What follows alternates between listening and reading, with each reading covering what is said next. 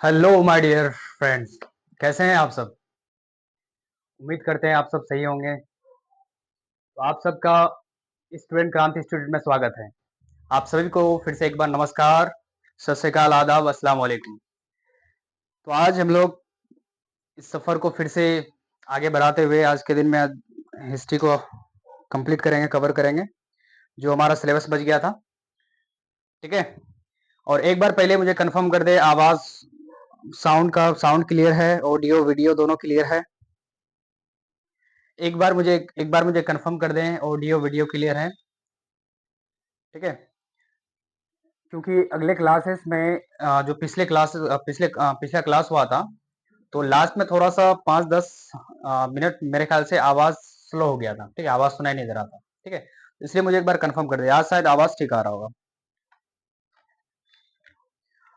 और संडे के दिन मैंने आपका जो हिस्ट्री क्लास होने वाला था, उस दिन मैंने आपका डाउट सेशन लिया है। ठीक है, चलो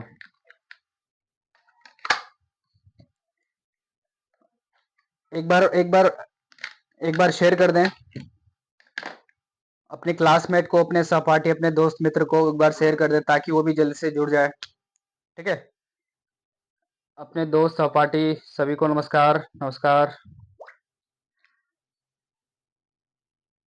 एक बार अपने दोस्त वगैरह को शेयर कर दें। ठीक है, उसके बाद फिर हम शुरू करते हैं। ठीक है, तो हम लोग क्या पढ़ चुके थे? हम लोग कहाँ तक पढ़ चुके थे? हम लोग पढ़ चुके थे 1815 ईस्वी तक। ठीक है, और दूसरी बात कि मैं पढ़ाते वक्त आपका कमेंट्स में कम ध्यान दूंगा। ठीक है, मैं बिल्कुल ही पढ़ाने में फोकस दूंगा, क्वालिटी कंटेंट में फोकस दूंगा। ठीक है, और लास्ट डे हम क्या करेंगे, इंटरेक्शन सेशन रखेंगे, डाउट सेशन रखेंगे, उसमें बातचीत करेंगे, आपका डाउट लिया जाएगा, जिस तरह से संडे के दिन हुआ था। ठीक है, जिस तरह से संडे के दिन हुआ था, उस तरह से क्या रखेंगे, डाउट क्लास रखेंगे, उसमें बातचीत करेंगे आपस में, आपका डाउट्स लिया जाएगा। लेकिन सबसे पहले आज के दिन या जो भी क्लासेस होगी, उनमें आपको क्वालिटी कंटेंट दिया जाएगा, तो मैं ज्यादा आपका इसमें कमेंट्स में ध्यान नहीं दूंगा। ठीक है, वेट अ मिनट। ठीक है, चलो एक सेकंड रुक जाओ। चलिए ठीक है, तो देखते हैं। सबसे पहले एक बार रिकैप कर लेते हैं, 5 मिनट में क्या करते हैं, एक बार रिकैप कर लेते हैं। ठीक है, हम लोग क्या पढ़े थे? सबसे पहले हम लोग पढ़े थे जो हम लोग का चैप्टर था, वो था हमारा राष्ट्रवाद का चैप्टर। ठीक है, यूरोप में राष्ट्रवाद। यूरोप क्या था? एक महादेश था। ठीक है, राष्ट्रवाद क्या था? एक धारणा था, अवधारणा था, एक विचार था। ठीक है, किस चीज का विचार? अपनेपन का विचार, देश के प्रति प्रेम की भावना का विचार। ठीक है, और यूरोप क्या था? एक महादेश था। ठीक है, बहुत सारे देश मिलके जो बनते हैं उसे महादेश कहते हैं। ठीक है, तो एक्चुअल यूरोप, पूरे यूरोप को नहीं पढ़ना है। ठीक है, बेसिक इस चैप्टर का कॉन्टेक्स्ट देखें तो यूरोप में राष्ट्रवाद फैला कैसे। ठीक है, देश के प्रति प्रेम की भावना यूरोप में फैला कैसे। लेकिन यहाँ पूरे यूरोप को पढ़ना नहीं है। ठीक है, यूरोप के कुछ ही देश को पढ़ना है। कौन कौन से देश? फ्रांस, इटली और जर्मनी के बारे में पढ़ना है। तो हम शुरू किससे किससे किए थे? फ्रांस से किए थे। ठीक है, शुरू करने का कारण बता दें, क्योंकि सबसे पहले जो विचारधारा आता है, ये राष्ट्रवाद की विचारधारा सबसे पहले फ्रांस में आता है। ठीक है, तो हम सबसे पहले इसलिए शुरू किए थे क्या, फ्रांस शुरू किए थे। ठीक है, और फ्रांस में हमें क्या पढ़ रहे थे? सबसे पहले हम फ्रांस को बांटे थे क्या, फर्स्ट पहली क्रांति, फ्रांस की पहली क्रांति, दूसरी क्रांति, तीसरी क्रांति के इसमें बांटे थे। फ्रांस की पहली क्रांति कब हुआ था? 1789 ईस्वी को। दूसरी क्रांति कब हुआ था? 1830 ईस्वी को। तीसरी क्रांति कब हुआ था? 1848 ईस्वी को। ठीक है, पहले देखे थे हम लोग कि फर्स्ट क्रांति में, पहली क्रांति में उस समय का राजा कौन था? तो उस समय का राजा कौन था? लुइस 16 था। ठीक है, और लुइस 16 का खानदान कौन सा था? तो बुर्बो राजवंश था। ठीक है, लुइस 16 बना कब था? तो 1774 ईस्वी को बना था। राजा यानी कि राजा बना कब था, शासक बना कब था? तो 1774 ईस्वी को बना था। उसकी वाइफ का नाम क्या था? मेरी एंटोनेट नाम था। ठीक है, और ये सारी चीजें हम लोग कवर कर चुके थे उसके कॉन्टेक्स्ट में। किसके कॉन्टेक्स्ट में? पहली क्रांति के कॉन्टेक्स्ट में। ठीक है, उसका इससे क्या था, ये जो लुइस 16 था, ये लोगों पे ध्यान नहीं देता था। लोगों की जो लोग जनता है, जो वहां के लोग हैं, उन पे कोई ध्यान नहीं देता था। अपने में जीना, अपने अपने अपने अपने आप को महत्व देना। ठीक है, लोगों से कोई मतलब नहीं, किसान से मतलब नहीं। ठीक है, आम आदमी से कोई मतलब नहीं। ठीक है, ये सारा चीज, इससे क्या होता है कि लोग परेशान थे, वहां के आम लोग परेशान थे, किसान परेशान थे, मजदूर परेशान थे। ठीक है, देश का हालत दिन ब दिन देश का हालत जो दिन ब दिन बदतर होते जा रहा था, चरमरा रहा था। इससे टैक्स पे टैक्स बढ़ा रहा था राजा। जब टैक्स बढ़ा रहा था तो इससे परेशानी किसको होता था? आम लोगों को होता था। और फ्रांस में 90% आम लोग थे, ठीक है, जिसको मध्यम वर्ग कहते हैं। तो इससे इस वजह से क्या था कि मध्यम वर्ग के लोगों में या फिर आम लोगों में क्या था, आक्रोश बढ़ने लगा था, गुस्सा बढ़ने लगा था। क्यों? क्योंकि भाई दिन ब दिन हालत खराब होते आ रहा है। इसी वजह से क्या करता, आम लोग मिलके क्या करते हैं, राजा के घर को घेर लेते हैं। राजा क्या करता, अपने आप को सरेंडर कर देता है, ठीक है। उसके बाद इसी इसी घटना को बोलते हैं पहली क्रांति, ठीक है। इसी घटना को, ये जो सारा घटना है, आप वो क्यों हुआ था, एक्चुअल कारण क्या था कि राजा ध्यान नहीं देता था, लोगों पे टैक्स बढ़ा रहा था, या फिर ये सही कारण ये हो गया तुम्हारा। उसका जो घटना घटा कि राजा ने घेर लिया, राजा को गिरफ्तार कर लिया, ये सारी घटना क्या है, ये क्या है, 1789 क्रांति, पहली क्रांति, ठीक है। आपसे पूछा जाए कि 1700 क्रांति, फ्रांस की 1700 क्रांति से आप क्या समझते हैं, आप ये सारी चीजें लिख सकते हैं, ठीक है। कारण क्या था, उस समय का राजा कौन था, किस वंश से था, ठीक है। पहले कौन राजा था, उसका किस वंश से था, कब बना था, उसकी वाइफ का नाम क्या था, ये सारी चीजें उसका इंट्रो लिख सकते हैं। उसका मेन कारण में आ सकते हैं, उसका कारण के बाद आप क्या लिख सकते हैं, मेन बॉडी में लिख सकते हैं, ठीक है। तो इन सारों को मिला के देंगे, इन सारे चीज को एक साथ लिखें तो ये इसको बोलेंगे 1789 क्रांति लिखेंगे, ठीक है। अगर पूछा जाएगा एग्जाम में पूछा जाए कि 1789 की क्रांति के बारे में बताया, यानी कि फ्रांस के 1789 क्रांति के बारे में बताया, तो ये सारी चीजें आप लिख सकते हैं, ठीक है। उसके बाद फिर हम क्या देखे, जब 1789 को बन गया, उसके बाद 1791 में क्या होता है, उसके 2 साल बाद क्या होता है, फ्रांस में संविधान बन जाता है, ठीक है। संविधान बन जाता है। उसके उसके 2 साल बाद फिर 1793 में क्या हो जाता है कि जो लुई 16 है, उसकी वाइफ को, दोनों को क्या करता है, फांसी में चढ़ा दिया जाता है, ठीक है। और 1791 से लेके 1804 तक, इस बीच में देश का शासन कौन चलाता है, तो देश का शासन चलाता है नेशनल असेंबली।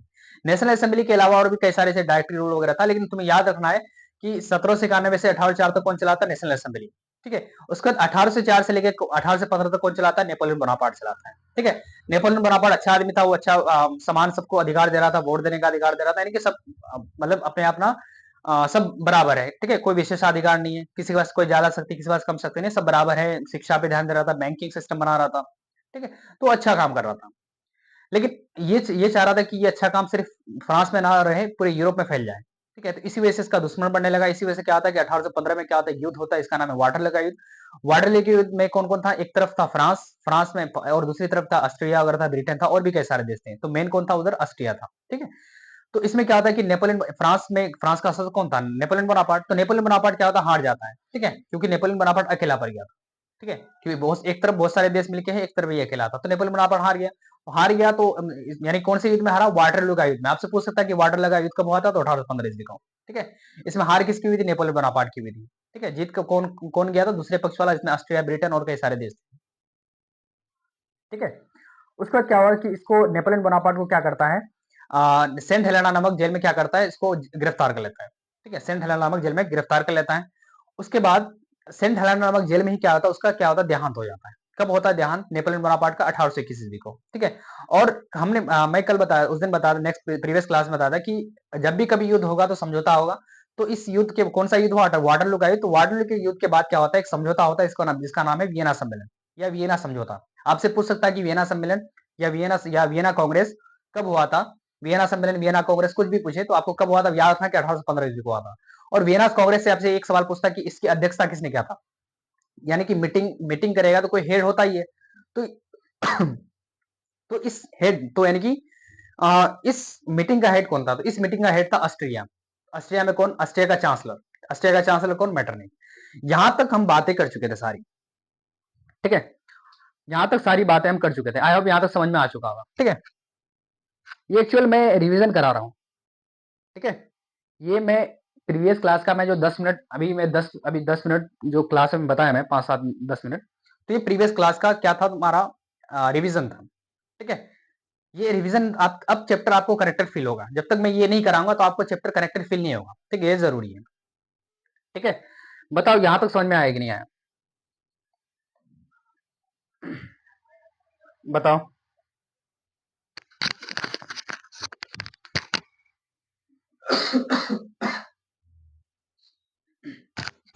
सॉरी, बताओ यहां तक समझ में आया कि नहीं।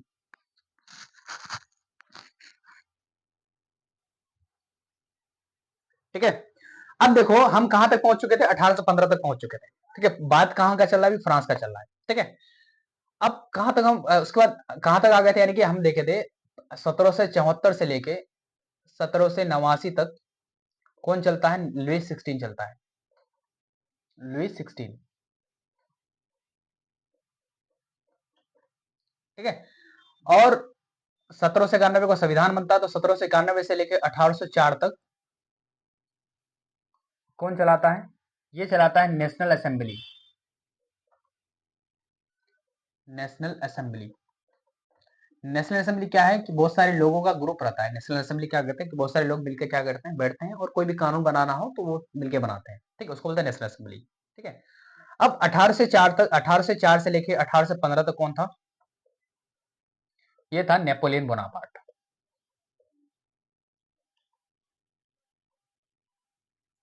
कौन था? Napoleon Bonaparte.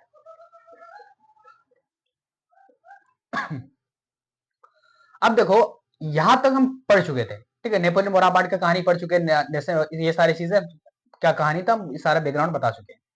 अब इसके बाद कौन आएगा? नेपोलियन बोनापार्ट तो हार गया, इसको गिरफ्तार कर लिया। उसके बाद तो कोई शासक होगा ना, देश का कोई ना कोई शासक होगा। तो उसके बाद शासक बनता कौन है?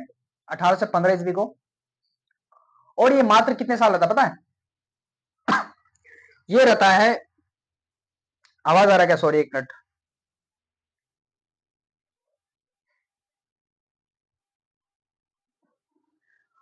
ये जो है, यानी कि नेपोलियन बोनापार्ट के बाद कौन आता है? नेपोलियन बोनापार्ट के बाद ये 1815 को आता है। ठीक है, कब तक रहता है? 1824 ईस्वी को। इसका नाम है लुईस 18। लुईस 18। ठीक है, लुईस 18। ये लुईस 18 पता है कौन है? ये लुईस जो ये जो लुईस 16 के बाद बुर्बो राजवंश का शासन खत्म हो गया था।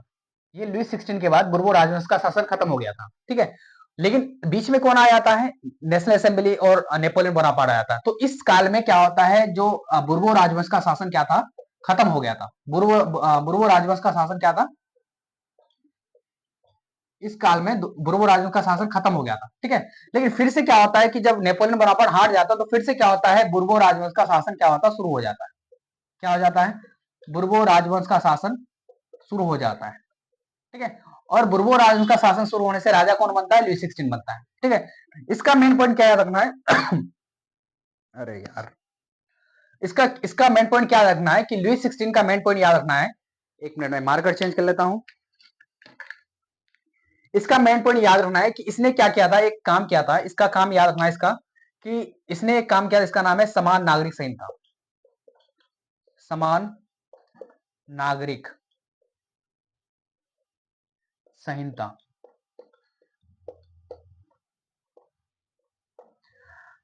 ठीक है, बुर्बो ये जो लुईस 16 था ना, थोड़ा सा अच्छा राजा था। ठीक है, ठीक ठाक राजा था, अच्छा राजा था। तो इसने एक कानून लागू किया था, इसका नाम है समान नागरिक संहिता। समान नागरिक मतलब समान इक्वल, नागरिक मतलब लोग, संहिता मतलब कानून। इस कानून के तहत सभी बराबर है, कोई बड़ा कोई छोटा नहीं, सभी बराबर है। तो एक अच्छा काम था, जो किसके द्वारा शुरू किया गया था? लुईस 18 के द्वारा शुरू किया गया था। ठीक है, अब इसकी मृत्यु कब हो जाती है? मृत्यु हो जाती है 1824 ईस्वी को। कब हो जाती है? 1824 ईस्वी को। ठीक है, इसकी मृत्यु कब हो जाती है? 1824 ईस्वी को। ठीक है, यानी कि इसके कॉन्टेक्स्ट में, लुईस 18 के कॉन्टेक्स्ट में दो चीज याद रखना है। दो चीज क्या याद रखना है कि समान नागरिक संहिता किसने लागू किया था? लुईस 18 ने लागू किया था। और लुईस 18 की मृत्यु कब हुई? 1824 को। और ये याद रखना है कि बुर्बो राजवंश का शासन का दोबारा शासन किस राजा के तहत हुआ था? स्टार्ट किस राजा के तहत हुआ था? तो लुईस 18 के तहत हुआ था। ठीक है, ये सारी चीजें आपको दो पॉइंट इसके काउंटर में याद रखना है, लुईस 18 के कॉन्टेक्स्ट में याद रखना है आपको। ठीक है, आई होप यहां तक समझ में आ गया होगा।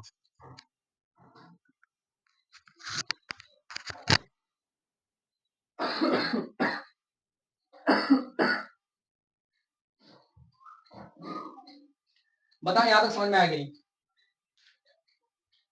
यहां तक समझ में आया कि नहीं बताओ, एक बार मुझे कंफर्म कर दो।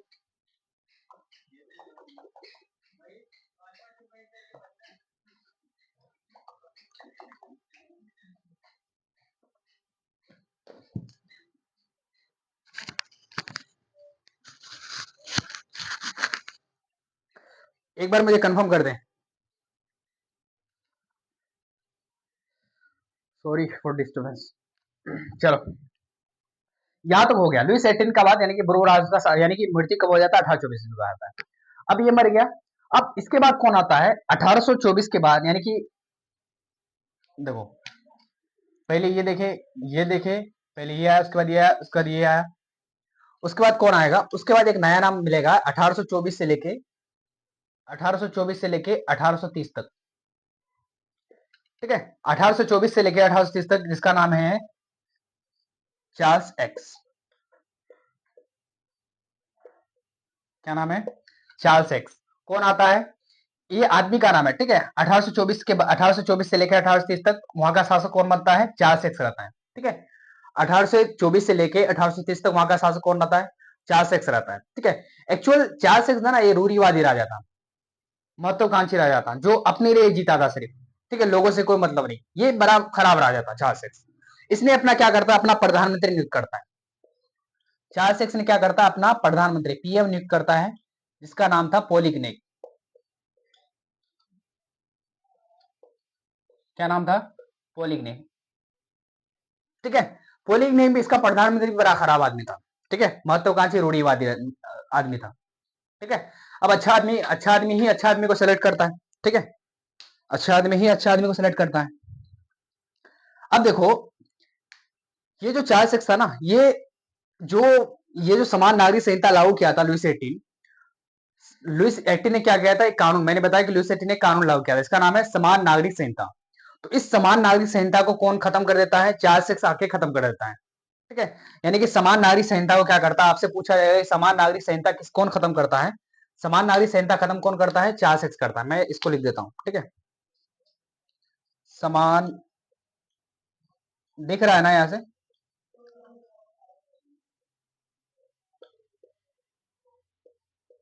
संहिता को क्या करता है? खत्म कर देता है। यहां तक दिख रहा है क्या नीचे? ठीक है, यानी ये जो लुइस एटीन जो ये शुरू किया था समान नागरिक संहिता, यानी कि सभी लोग बराबर है। संहिता मतलब होता है कानून। ठीक है, तो यानी कि समान नागरिक संहिता, समान मतलब बराबर, नागरिक मतलब लोग, और संहिता मतलब कानून, यानी कि इस कानून के तहत क्या होगा कि सभी लोग बराबर हैं। ठीक है, ये कानून शुरू किसने किया था? लुइस एटीन ने किया था, लेकिन इस कानून को खत्म कौन करता है? चार्ल्स एक्स कर देता है।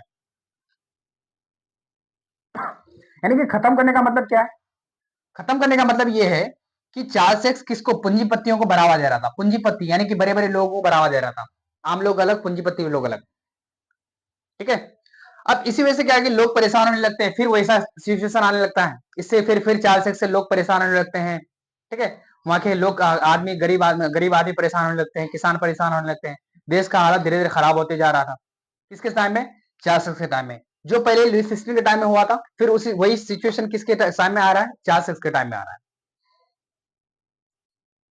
ठीक है, जो लुइस सिक्सटीन के टाइम में था, वही सिचुएशन क्या होता है? चार्ल्स एक्स के टाइम में आने लगता है। तो इसी वजह से क्या करता है? लोग क्या करने लगते हैं? फिर आंदोलन करने लगते हैं। ठीक है, इसी वजह से क्या करता है? लोग आंदोलन करने लगते हैं। और जब आंदोलन किया तो ये क्या करता है? ये भाग जाता है। और ये जब भाग जाता है तो इसी को बोलते हैं, इसी इसी को जो भाग के गद्दी छोड़ के भाग गया, तो गद्दी गद्दी खाली हो गया। तो ये जो सारा घटना है, इसी घटना को बोलते हैं फ्रांस की दूसरी क्रांति।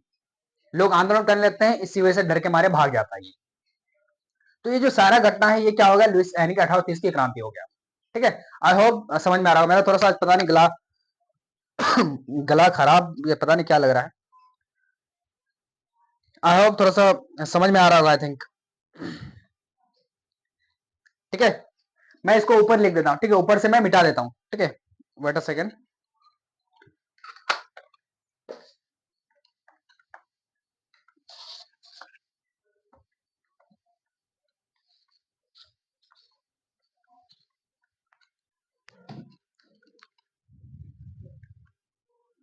देखो, किसकी बात हो रहा था? 1824 से लेके 1830 तक।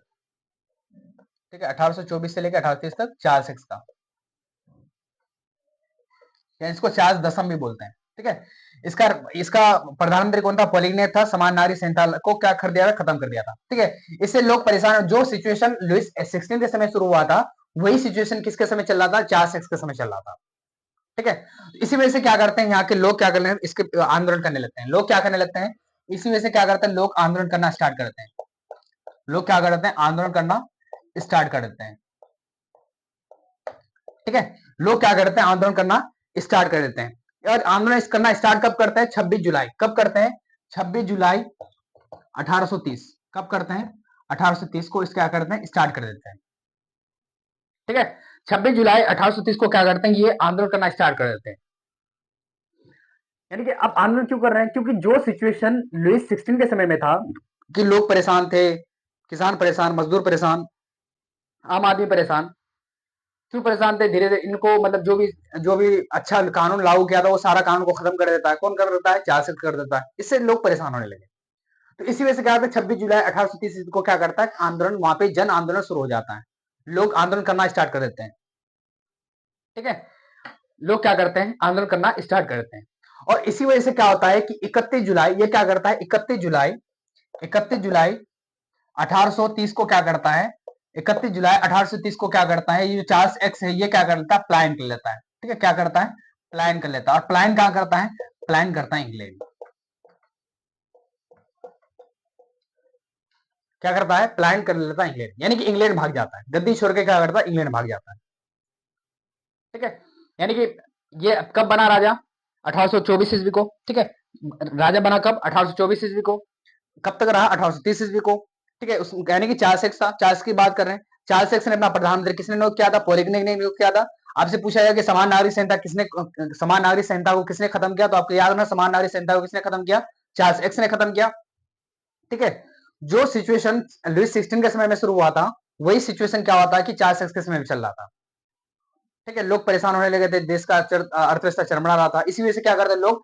आंदोलन करने लगते हैं। ये आंदोलन का डेट यानी कि स्टार्ट कब होता है आंदोलन? 26 जुलाई 1830 ईस्वी को। उसके चार पांच दिन बाद ही क्या करता है? 31 जुलाई 1830 ईस्वी को क्या करते हैं? भाग जाते हैं, गद्दी छोड़ के भाग जाते हैं। तो ये जो 1824 से लेके 1830 तक ये जो सारा घटना है इसको बोलते हैं 1830 की क्रांति बोलते हैं।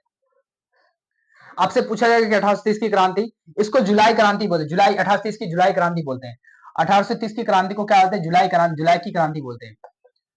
यानी कि 1830 की जुलाई क्रांति या जुलाई 1830 की क्रांति बोलते हैं। ठीक है, इस क्रांति को जुलाई 1830 की क्रांति भी बोलते हैं। किस क्रांति को? ये जो क्रांति हुआ था, दूसरी क्रांति को, फ्रांस की दूसरी क्रांति को क्या बोलते हैं? जुलाई 1830 की क्रांति बोलते हैं। क्यों? क्योंकि जुलाई में हुआ था। ठीक है, और दूसरी क्यों बोल रहे हैं? क्योंकि पहला बार कब हुआ था? 1789 को। यह दूसरा बार था कि राजा गद्दी छोड़ के भाग जाता है। यह दूसरा बार था। पहले तो क्या हुआ था? राजा को फांसी दे दिया गया था। इस बार क्या होता? राजा गद्दी छोड़ के भाग जाता है। तो ये फ्रांस के लिए दूसरा था। और महीना कौन सा था? जुलाई में हुआ, इसलिए इसको क्या बोलते हैं? जुलाई 1830 की क्रांति बोलते हैं। आपसे अगर लॉन्ग क्वेश्चन में पूछा जाए कि जुलाई 1830 की क्रांति के बारे में बताएं, या फिर पूछ सकता है कि फ्रांस की दूसरी क्रांति के बारे में बताएं, तो आपको ये 1824 से लेके पहले बताना है कि वहां का राजा बना कब, राजा कौन था।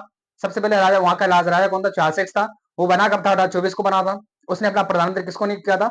इससे उसके बाद लिखना कि वो बड़ा ही वो जो भी अच्छा कानून था सबको खत्म कर दिया था। इससे लोग परेशान होने लगे थे, आदमी परेशान होने लगे थे। ठीक है, वो सारा चीज लिखना, कारण लिख देना। ठीक है, देश का अर्थव्यवस्था चरमरा रहा था। जो सिचुएशन लुईस 16 के समय में था वैसा सिचुएशन हो रहा था देश का। इससे क्या होता है कि लोग परेशान होने लगे थे। इसी वजह से क्या करता, लोग जन आंदोलन स्टार्ट करता कब? 26 जुलाई 1830 को। और इसी वजह से क्या करता वो 31 जुलाई 1830 को, यानी कि फ्रांस का गद्दी छोड़ के इंग्लैंड भाग जाता है। कहां भाग जाता है? इंग्लैंड भाग जाता है। तो इसी सिचुएशन को, ये जो सारा घटना है, ये सारा घटना को क्या बोलते हैं? दूसरी क्रांति बोलते हैं, या फिर जुलाई 1830 की क्रांति कहते हैं। ठीक है, तो पहला क्रांति किसके समय में हुआ था? लुईस 16 के समय में हुआ था। और दूसरी क्रांति किसके समय में हुआ था? दूसरी क्रांति हुआ था चार्ल्स एक्स के समय में हुआ था। इसको दूसरी क्रांति बोलते हैं, इसको दूसरी क्रांति बोलते हैं। ठीक है, दूसरी क्रांति बोलते हैं। पहली क्रांति किसके समय हुआ था? लुईस 16 के समय हुआ था। दूसरी क्रांति किसके समय हुआ? चार्ल्स एक्स के समय में हुआ, यानी जिसको चार्ल्स दसम भी बोलते हैं। ठीक है, आई होप यहां तक क्लियर हो गया होगा। मैं थोड़ा सा धीरे ही जा रहा हूं। ठीक है, मैं थोड़ा सा धीरे ही पढ़ा रहा हूं। उसके बाद मैं ये गारंटी देता हूं, जब आप चैप्टर कंप्लीट कर लेंगे आपको रिवीजन करने में बस मात्र 5 मिनट लगेगा। आप जब जैसे ही कंप्लीट कर लेंगे आपको कंसेप्ट क्लियर हो जाएगा। उसके बाद आपको चैप्टर जो रिवीजन करने में आपको मात्र 5 मिनट लगेगा, और मैं आपको यहां खड़ा होकर आपको रिवीजन करा के दिखाऊंगा कि 5 मिनट में रिवीजन कैसे करते हैं। ठीक है, मैं भी थोड़ा सा कंसेप्ट समझाता हूं, धीरे धीरे बोल रहा हूं। ठीक है, उसके बाद आपको 5 मिनट लगेगा, और उसके बाद आपका एक भी क्वेश्चन यहां से बाहर नहीं जाएगा। ठीक है, आपका एक भी क्वेश्चन नहीं छूटेगा, ये मेरा दावा है। बोर्ड के एग्जाम में, इस बार के भी एग्जाम में 80 टू 90%, लगभग 90% क्वेश्चन यहाँ से टकराया है। 90% क्वेश्चन बोर्ड में आप देख लीजिएगा, 90% क्वेश्चन जो मैं पढ़ाया हूँ वैसा ही, उस जो चैप्टर में पढ़ाया हूँ वो चैप्टर से 90% क्वेश्चन पूछा गया है। ठीक है, तो आप बिल्कुल निश्चित रहे, और जो मैं बता रहा हूँ, जिस तरह से मैं बता रहा हूँ, आप उस तरह से फोकस करें। ठीक है, अब बोलेगा 100% क्यों नहीं आ रहा है, क्या 100% क्यों नहीं आ रहा है? तो 100% आप दावा नहीं कर सकता ना कि अब ये मैं एक्चुअल बता सकता हूँ कि अच्छा 90%, क्योंकि बाहर पूछेगा कहां से? ठीक है, चीजें आएगा कहां से? किताब से आना है। और कभी कभी होता है कि चीजें कभी एग्जाम में क्या होता है कि कभी कभी बाहर का 2-4 क्वेश्चन आप डाल देता है, तो इसलिए 100% का दावा करना थोड़ा सा सही नहीं होता है। ठीक है, लेकिन मैं आपको 90% 92 95% का दावा मैं जरूर कर पाऊंगा। ठीक है, और मैं कर रहा हूं। ठीक है, अगर जो 100% का दावा कर रहा है तो फिर वो गलत कर रहा है। और ये 90% आपसे बनेगा कब? और ये 90% आपसे बनेगा तब जब आप, जो मैं बता रहा हूं आप उस तरह से पढ़ेंगे, याद करेंगे, रिवीजन करेंगे। ठीक है, समझते हुए चलेंगे, या फिर मैं जिस तरह से जो जो तरीका बता रहा हूं वो तरीका अपनाएंगे तभी हो पाएगा। ठीक है, वैसे कोई उपाय नहीं है फिर। ठीक है, एग्जाम में लेगा, अच्छा ये तो एग्जाम में लेगा जाके ये परा परा लग रहा है,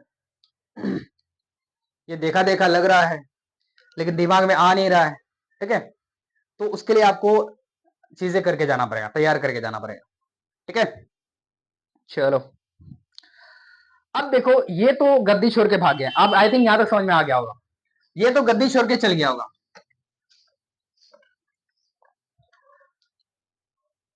ठीक है, ऐसे हिस्ट्री मुझे लगता है कि आप लोग पहली बार पढ़ रहे होंगे। ठीक है, एक एक चीज को पॉइंट टू पॉइंट कहानी की तरह पढ़ाना पहली बार आप, आई थिंक इस तरह का हिस्ट्री पढ़ रहे होंगे। ठीक है, चलो ठीक है, ये हो गया। आप प्लान करेंगे, उसके बाद देखो, अब देश तो खाली नहीं छोड़ा जाएगा ना। राजा ठीक है वो भाग गया, अब तो कोई ना कोई राजा बनेगा। तो अब उसके बाद राजा कौन बनता है? उसके बाद राजा बनता है लुई फिलिप। कौन बनता है? मैं इसको ऊपर वाले को मिटा देता हूं। ठीक है,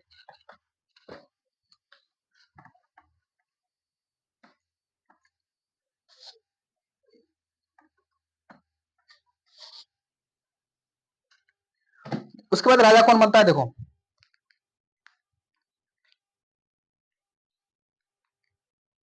अरे यार, देखो उसके बाद राजा कौन बनता है? Louis Philippe. लुई फिलिप, और लुई फिलिप कब तक रहता है? 1830 से लेके 1848 तक रहता है। ठीक है, लुई फिलिप अपना प्रधानमंत्री किसको नियुक्त करता है? आपसे एक क्वेश्चन सबसे पहले पूछ सकता है कि लुई फिलिप किस वंश से था। सबसे पहले वंश देखते हैं, ये था आर्लियंस वंश। आर्लियंस, आर्लियंस, वेट अ सेकंड,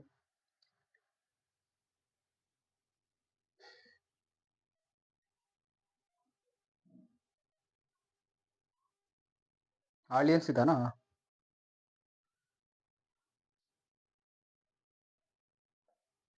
आर्लियंस देख लेना थोड़ा सा, ठीक है, हो सकता है कि मिस्टेक हो जाए। आर्लियंस, एक बार देख लेना इस वर्ड को। ठीक है, चलो, तो ये सबसे पहले किस वंश से था? आर्लियंस वंश से था। ठीक है, लुई फिलिप किस वंश से था? आर्लियंस वंश से था। सबसे पहले क्वेश्चन पूछ सकता है कि लुई फिलिप किस वंश से था, या ऐसे किस खानदान से था? तो आर्लियंस वंश से था। ठीक है, किस खानदान से था? आर्लियंस वंश से। आप इस क्वेश्चन को घुमा कैसे सकता है कि फ्रांस में आर्लियंस वंश का शासन कब शुरू हुआ? फ्रांस में आर्लियंस वंश का शासन शुरू होता है कब? 1830 ईस्वी को। कब होता है? 1830 ईस्वी को। और दूसरा क्वेश्चन क्या पूछ सकता है कि आर्लियंस वंश का जो शासन शुरू हुआ तो उसमें पहला राजा कौन बना? आर्लियंस उसका शासन शुरू हुआ तो उससे उस आर्लियंस का शासन, यानी कि का पहला राजा कौन बना? फ्रांस में जब आर्लियंस उसका शासन शुरू हुआ तो पहला राजा कौन बना? तो पहला राजा कौन बना? लुई फिलिप बना। ठीक है, यानी कि लुई फिलिप से ही आर्लियंस उसका शासन शुरू हुआ। ठीक है, पहला क्वेश्चन तो ये है। ठीक है, उसके बाद इसने अपना पीएम नियुक्त किया, प्रधानमंत्री नियुक्त किया, इसका नाम है गीजो। ये नाम सबको तो रटना नहीं, प्रधानमंत्री जो जो अपना प्रधानमंत्री नियुक्त किया था उस नाम को रटना नहीं है, भूलना नहीं है। ठीक है, रटना बोले सॉरी, भूलना नहीं है। मतलब ये पूछता, डायरेक्टली पूछ सकते कि लुई फिलिप का प्रधानमंत्री कौन था। आप ये डायरेक्टली क्वेश्चन पूछता है कि लुई फिलिप का प्रधानमंत्री कौन था, या फिर गीजो किसका प्रधानमंत्री था? तो आपको याद रखना कि गीजो, आपको दोनों तरफ से पूछ सकता है, गीजो किसका प्रधान था? लुई फिलिप का प्रधानमंत्री था, या फिर लुई फिलिप का प्रधानमंत्री कौन था? गीजो था। आपको दोनों तरफ से याद रखना है, ठीक है। ये जो लुई फिलिप था, ये भी क्या था? पूंजीपति का समर्थन था, ठीक है। जो एक्चुअली ये भी था ना, एक निरंकुशवादी राजा था, निरंकुशवादी राजा, ठीक है। लोगों पे ध्यान नहीं देता था, महत्वाकांक्षी, वो सारी चीजें जो चार्ल्स में गुण था, वो वही गुण इसमें था, लुई फिलिप में गुण था, ठीक है। तो इसी वजह से क्या होता है कि फिर अब एक्चुअल जान गया था ना यार कि अब आदमी अगर गलत करेंगे तो क्या होगा कि लोग आंदोलन करने लगते हैं। तो पहले तो ठीक ठाक चला इसका, ठीक है, पहले ठीक ठाक चला, लेकिन फिर बाद में याद आता है इसका फिर चीजें बनाने लगा, ठीक है। फिर आते आते 1848 के टाइम समय आते आते 1848 के समय आते आते फिर इसका मतलब बोले कि फिर लोगों पे ध्यान देने देना, फिर वो जो लुईस 16 के समय हो रहा था या फिर जो चार्ल्स के समय हो रहा था, वही सिचुएशन फिर से क्रिएट होने लगा था। इससे भी क्या होने लगे, लोग परेशान होने लगे थे, देश का अर्थव्यवस्था चरमराने लगा था, देश का हालत खराब होने लगा था, गरीब परेशान, किसान परेशान, लोग परेशान, ठीक है, टैक्स पे टैक्स बढ़ाता है। जो सिचुएशन चल रहा था, चाहे लुईस 16 के समय में हो या फिर चार्ल्स के समय, वो फिर वही सारी सिचुएशन दोहरा रहा था, ठीक है। वही सारी सिचुएशन क्या हो रहा था? दोहरा रहा था, ठीक है। तो इसी वजह से क्या करता है कि 22 फरवरी 1848 को, कब डेट याद रख सकते हो, मैं नहीं याद, लेकिन दूसरा डेट याद रखना है, कब? 22 फरवरी 1848 का क्या करता है, वहां के लोग क्या करते हैं? एक भोज का आयोजन करते हैं। क्या करते हैं? भोज का आयोजन करते हैं। भोज क्यों करते हैं? भोज इसलिए करते हैं कि इस राजा को हटाया जाए। भोज क्यों करते हैं? भोज का मतलब, भोज क्यों होता है? भोज होता है कि लोगों का सम्मेलन के लिए, ठीक है। लोग वहां भोज में क्या होता है कि लोग आपस में मिलते हैं, तो बड़ा एक भोज का निर्माण करता है, ठीक है, एक विशाल भोज करता है। उस विशाल में लोग मिलते हैं और मिलने और क्या प्लान बनाते हैं कि लुई फिलिप को गद्दी से हटाना है।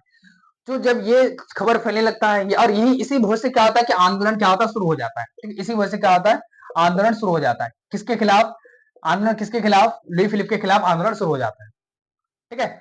तो जब आंदोलन शुरू हो जाता है तो इसी वजह से क्या करता है, फिर इसके अगले 2 दिन बाद, अगले 2 ही दिन बाद क्या है, 24 फरवरी 1848 को क्या करता है, ये फिर गद्दी छोड़ के क्या करता है? भाग लेता है, भाग जाता है। कहां भाग जाता है?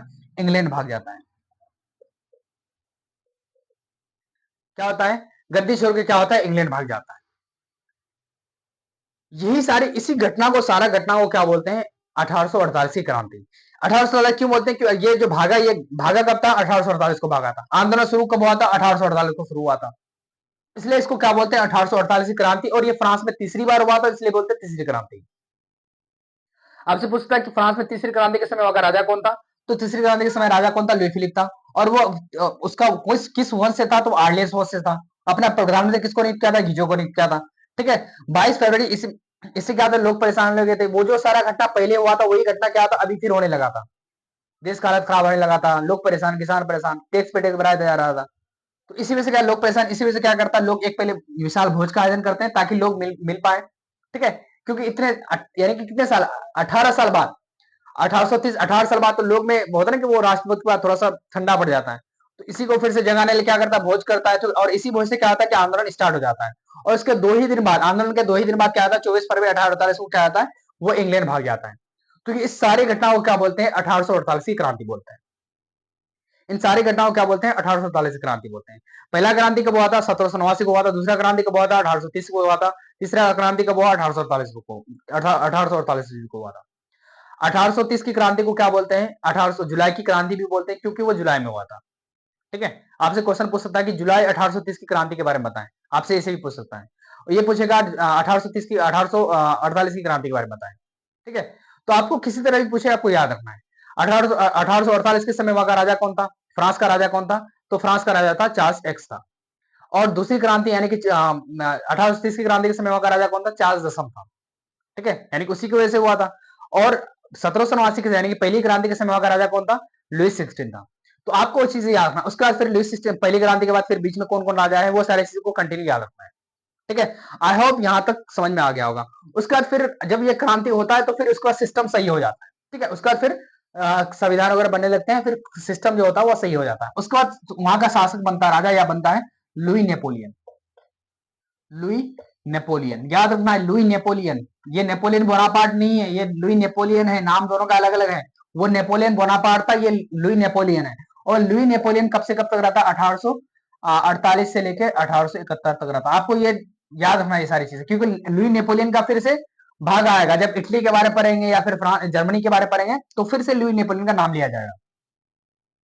ठीक है, तो उसके बाद फिर फ्रांस का सिस्टम, जो फ्रांस का सिस्टम होता है, फिर अर्थव्यवस्था फिर सुधार होने लगता है। ठीक है, बदल जाता है, फिर अच्छा होने लगता है। किसके बाद? यानी कि जब ये 1830 क्रांति हुआ, तीसरी क्रांति के बाद कौन बनता है? उसके बाद कौन बनता है? लुइस नेपोलियन बनता है। ठीक, वहां का शासक। ठीक है, उसके बाद फिर धीरे धीरे उसका वहां का अर्थव्यवस्था सारी चीजें सुधार होने लगता है। ठीक है, तो हम देख लिए कि एक्चुअल फ्रांस में ये जो ये बदलाव आया कैसे। ठीक है, किस किस चरणों में? पहली क्रांति, दूसरी क्रांति, तीसरी क्रांति। ठीक है, ये एक्चुअल क्या दर्शाता है? ये जो क्रांति हुआ अलग किस लिए? अपने देश के लिए लड़ा, अपने अपने हालत के लिए लड़ा। ठीक है, एक्चुअल यही राष्ट्रवाद की धारणा है।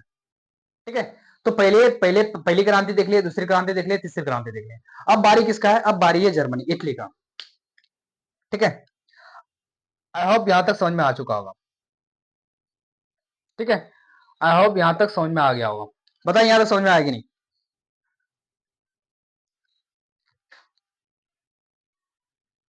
बताओ, बताओ यहां तक समझ में आएगी नहीं? ठीक है, यानी कि फ्रांस का पहला क्रांति देख लिए, दूसरा क्रांति देख लिए, तीसरा क्रांति देख लिए। ठीक है, यानी कि पहला क्रांति के बाद कौन आया? नेपोलियन बोनापार्ट आया। ठीक है, उसके बाद फिर नेपोलियन बोनापार्ट कौन से युद्ध में हट गया? वाटरलू का युद्ध कब हुआ था? 1815 ईस्वी को हुआ था। ठीक है, उससे क्या होता? हार जाता, तो उसको कैद कर लेता। कहाँ पे?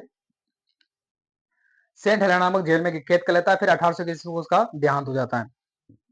ठीक है, उसके बाद 1815 को कौन आता है? लुइस एटीन आता है। फिर से यहाँ से बोर्बो राजवंश शुरू होता है। ठीक है, और लुइस एटीन कब से कब तक रहता है? 1815 से लेकर 1824 तक रहता है। ठीक है, उसके बाद 1824 से लेकर 1830 तक कौन रहता है? लुई फिलिप रहता है। ये सॉरी, लुई फिलिप बोल रहे, चार्ल्स एक्स रहता है। ठीक है, जिसके जिसके टाइम में क्या होता है? दूसरी क्रांति हुआ था। ठीक है, चार्ल्स एक्स क्या आता है? चार्ल्स एक्स का अपना प्रधानमंत्री किसको नियुक्त करता है? अपना प्रधानमंत्री पॉलिग्ने को नियुक्त करता है। ठीक है, उसके बाद कौन आता है? उसके बाद नया वंश, नया खानदान शासन में आता है। वो कौन सा खानदान था? आर्लियंस वंश था। और आर्लियंस वंश, उस खानदान से कौन राजा बनता है? लुई फिलिप राजा बनता है। लुई फिलिप ने अपना प्रधानमंत्री यानी राइट हैंड किसको नियुक्त करता है? वो नियुक्त करता है किसको? गीजो को नियुक्त करता है। ठीक है, वो भी थोड़ा क्या था? रूढ़िवाद रहा था। जो सिचुएशन लुई 16 के समय या चार्ल्स एक्स के समय हुआ था, वही सारी सिचुएशन क्या होता है? इसके शासन में दोहराने लगता है। इसी वजह से लोग क्या करते हैं? आंदोलन करना शुरू कर देते हैं। कब आंदोलन? कब? 22 फरवरी 1847 को। और इसी वजह से क्या अगले ही 2 दिन बाद क्या होता है? 24 फरवरी 1848 को क्या करते हैं? वो इंग्लैंड भाग जाते हैं। गद्दी छोड़ कहां भाग जाते हैं? इंग्लैंड भाग जाते हैं। तो इसी घटना को क्या बोलते हैं? तीसरी क्रांति बोलते हैं। ठीक है, या फिर 1848 की क्रांति बोलते हैं, फ्रांस की 1848 की क्रांति। ठीक है, अब यहां तक समझ में आ गया होगा। ठीक है, चलो अब इटली के बारे में चलते हैं। ठीक है, अब ये तो फ्रांस कंप्लीट हो गया, फ्रांस के बारे में कंप्लीट हो गया। अब देखो तुम, जब मैंने फर्स्ट क्लास में आपका एक एक चार्ट बनाया था। ठीक है, फर्स्ट क्लास में आप देखिएगा, एक मैंने चार्ट बनाया था कि मुझे इसके बारे में पढ़ना है इस चैप्टर में। ठीक है, अब आप मिला लो, अब आप मिला लो कि मैंने लिखा था पहली क्रांति पढ़ना, दूसरी क्रांति, तीसरी क्रांति पढ़ना था, ये लिखा था फ्रांस में। और मैंने कई नामों को लिखा था। पहला नाम लिखा था लुई 16 लिखा था। उसके बाद नेपोलियन बोनापार्ट लिखा था। ठीक है, उसके बाद लुइस 18 लिखा होगा। ठीक है, उसके बाद चार्ल्स 10 लिखा होगा। उसके बाद लुई फिलिप लिखा होगा। ठीक है, ये सारा नाम लिख लिया। जो पहले चार्ट बनाया था उस चार्ट में लिखा होगा। अब देखो उस चार्ट का इंपॉर्टेंस बहुत ज्यादा है। ठीक है, वो रिवीजन करने में आपको हेल्प रहेगा। ठीक है, वो रिवीजन करने में आपको बहुत हेल्प करेगा। ठीक है, चलो देखो, जो बच्चे इस क्लास में पहली बार आए हैं तो पहले फर्स्ट वीडियो जाके देखो। ठीक है, जो बच्चे इस क्लास में पहली बार आए तो फर्स्ट वीडियो जाके देखो। ठीक है, और फर्स्ट वीडियो देखने के बाद कोशिश करो कि लाइव जुड़ जाओ। हफ्ते में 2 दिन क्लास होता है, सैटरडे संडे। ठीक है, सैटरडे को क्या होता है? हिस्ट्री होता है, और संडे को ज्योग्राफी होता है। ठीक है, चलो यार, अरे यार थोड़ा लाइक वाइक करो यार, ऐसे नहीं काम चलेगा यार। थोड़ा सा लाइक वाइक करो यार, शेयर वेयर करो यार। क्या है? ऐसे नहीं चलेगा यार, ऐसे करोगे तो नहीं चलेगा फिर। हाँ यार, चलो कोई नहीं, चलो हंसी मजाक दूर की बात अलग है। ठीक है, चलो आ जाओ।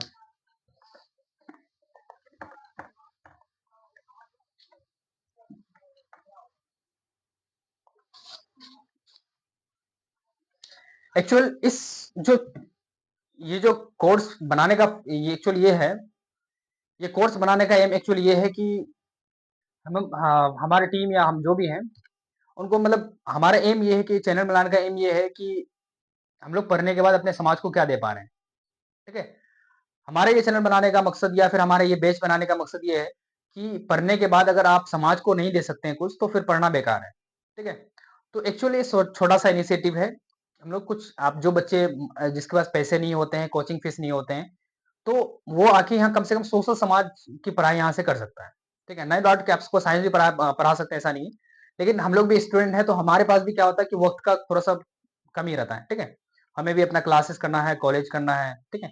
तो कई सारा सेल्फ स्टडी करना है और भी कई सारे डेली लाइफ का काम रहता है। तो हम लोग भी इतना चीज़ें मैनेज नहीं हो पाता है, ठीक है? तो लेकिन मैं फिर भी हम लोग जो भी हैं अवैध सर हैं जो और मैंने मिलकर सोचा कि नहीं चलो यार कम से कम कुछ किया जाए, ठीक है? तो एक वही पार्ट है कि हम लोग कुछ समाज को देना चाहते हैं, ताकि जो बच्चे फीस की वजह से या फिर किसी कारणवश नहीं पढ़ पाते हैं या फिर अ, जो किसी संस्थान तक नहीं पहुँच पाते हैं, चाहे वो पैसे की वजह से हो या फिर कोई अन्य वजह से हो। तो उनको घबराने की ज़रूरत नहीं है, आप फ़ोन हर हर घर में है, ठीक है? हर किसी के पास है, ठीक है? वो आके यहाँ से पढ़ सकते हैं, ठीक है? बाकायदा यूट्यूब एक ऐसा प्लेटफ़ॉर्म है कि वो आपको समंदर है, आपको अगर नाम सर्च करेंगे तो हज़ारों वीडियोज़ आ जाएँगे, ठीक है? लेकिन फिर भी अगर मैं इसमें कितना कंट्रीब्यूट कर पा रहा हूँ, ये मैटर करता है, ठीक है? तो इस चीज़ में मैं हम लोग भी ये सोचे कि चलो इसमें थोड़ा-सा हम लोग भी कंट्रीब्यूट करते हैं कि ताकि लोग आके पढ़ सकें, बच्चे आके पढ़ सकें, ठीक है? हमारा मकसद ये है। चलो यार और मैं एक छोटी-सी गुज़ारिश ये रहेगा कि जो बच्चे जो ज़रूरतमंद बच्चे हैं या फिर जो लगता है कि आपके दोस्त हैं या सहपाठी हैं, उनको ज़रूर शेयर करें, ठीक है? इसके बारे में बताएँ, इस संस्थान के बारे में बताएँ, स्टूडेंट क्रांति इंस्टीट्यूट के बारे में बताएँ, जो कि यूट्यूब में चलती है, बिल्कुल मुफ़्त है, कोई भी पैसा नहीं लगता है, ठीक है? बिल्कुल नोट्स प्रोवाइड किया जाएगा, बिल्कुल लाइव क्लासेस होती है, ठीक है? टेस्ट लिया जाएगा। आप एक डायरेक्टली आप इंटरेक्शन कर सकते हैं हम लोगों से, ठीक है? आप अगर आपको किसी को भी कहीं भी डाउट होता ना, तो आप इस नंबर पे आप कॉल कर सकते हैं, ठीक है? 620 54 24 665 ठीक है? कुछ दिनों तक इसी नंबर पे आप बात हो सकती है, लेकिन फिर कुछ दिनों बाद ये एक्चुअल परमानेंट नंबर नहीं है, ठीक है? ये परमानेंट नंबर नहीं है, फिर इस नंबर को बंद कर दिया जाएगा। उसके बाद फिर इस नंबर ये मेरा नंबर परमानेंट है 9279904371 ये परमानेंट नंबर है। आप इस नंबर पे अभी तो ये बंद है फिलहाल, जब ये स्टार्ट हो जाएगा तो ये बंद हो जाएगा, ठीक है? ये 20 तारीख के बाद ये स्टार्ट हो जाएगा मेरा नंबर। तो आप किसी भी नंबर में आप ट्राई कर सकते हैं, जिसमें लग जाए, बात हो जाए, ठीक है? तो आप मुझसे क्या कर सकते हैं, आप बच्चे इसमें इंटरेक्शन भी कर सकते हैं, क्योंकि मुझे लगता है कि जब तक बच्चे इंटरेक्शन नहीं करेंगे तो फिर पढ़ाने में ना मज़ा आपको आएगा, ना फिर मुझे आएगा। पढ़ने में आपको मज़ा आएगा, ना मुझे पढ़ाने में मज़ा आएगा, ठीक है? बिल्कुल आपको क्रिस्टल क्लियर रहना है, ठीक है? कोई भी चीज़ में डाउट नहीं होना चाहिए, ठीक है? आई होप समझ में आ गया होगा। चलो, अब पढ़ाई की बात करते हैं।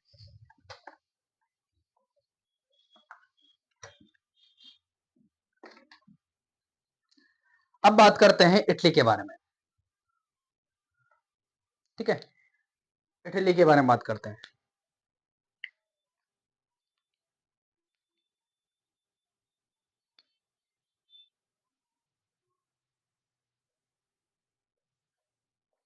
इटली का एकीकरण।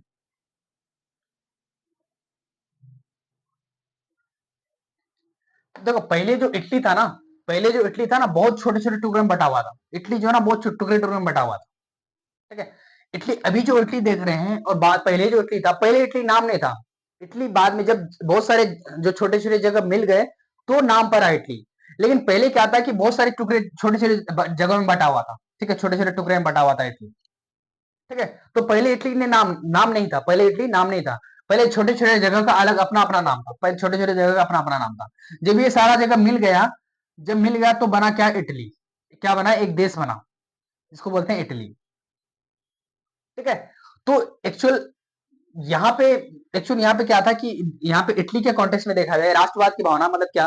राष्ट्रवाद का भावना क्या होता है कि देश के प्रति प्रेम की भावना। तो यहाँ के लोगों को लगता है कि सब मिलके अगर एक देश बन जाए, सब एक झंडे के नीचे आ जाए, सबका एक जो मतलब जो एक देश में होता है, नेशन होता है, ठीक है? सब एक हो जाए, ठीक है? तो यानी कि राष्ट्रवाद की भावना उजागर हो जाए। तो इसी चीज को हम देखना है कि एक्चुअली ये इटली में राष्ट्रवाद की भावना जगता कैसे है? ये लोग सब जगह एक होते कैसे हैं? ठीक है? इसी चीज को देखना है, ठीक है? इस चैप्टर में जो यानी कि इस टॉपिक में हमें ये पढ़ना है कि इटली जो छोटे-छोटे भागों में बँटा हुआ था, तो इन छोटे-छोटे भागों में राष्ट्रवाद की भावना कैसे जगता है? ठीक है? जब राष्ट्रवाद की भावना जगेगा तभी तो राष्ट्रवाद बनेगा, जब तभी तो राष्ट्र बनेगा। तो जब छोटे-छोटे भागों में बँटा हुआ था, तो धीरे-धीरे क्या होता है, राष्ट्रवाद की भावना जगता है, लोगों को लगता है हाँ यार, सब सही में एक जगह हो जाना चाहिए था। ठीक है? सभी एक जगह होना ही सही है। तो कोई अपोज़ भी कर रहा था, कोई लोग नहीं चाहता था कि एकीकरण हो। ठीक है? मान लो ये जगह है, मान लो इस जगह में कोई अपना राजा था, अपना शासन चल रहा था, इस जगह में अपना शासन चल रहा था। मान लो कोई राजा सपोर्ट कर दे, हाँ भाई बनना चाहिए। लेकिन कोई राजा नहीं चाह रहा था, क्यों भाई? क्योंकि अगर चाहेगा तो भाई इसका राजा चल जाएगा, गद्दी चल जाएगा।